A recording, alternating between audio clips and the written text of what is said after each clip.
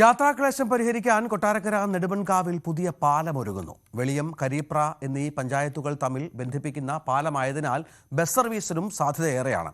ധനകാര്യ വകുപ്പ് മന്ത്രിയും സ്ഥലം എംഎൽഎയുമായ KN ബാലഗോപാൽ നിർമ്മാണ പുരോഗതി വിലയിരുത്തി.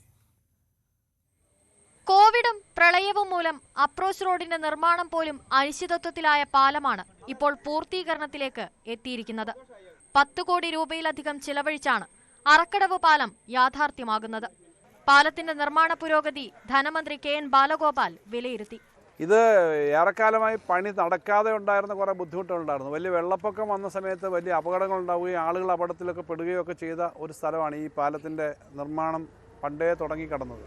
ഇപ്പോൾ ഇത് പാലം വളരെ മനോഹരമായി ചെയ്തു, റോഡ് ഏറ്റവും ആധുനികമായി ചെയ്തു. ഇതിൻ്റെ സൈഡിലുള്ള പ്രൊട്ടക്ഷനൊക്കെ വലിയ കോൺക്രീറ്റ് വാളും നമ്മുടെ NH പോലെ തന്നെ സൈഡിൽ പ്രൊട്ടക്ഷനായിട്ടുള്ള പ്രത്യേക ഫെൻസിങ്ങും അടക്കം എല്ലാ സൗകര്യങ്ങളോടെ കൂടിയാണ് വന്നേക്കുന്നത്.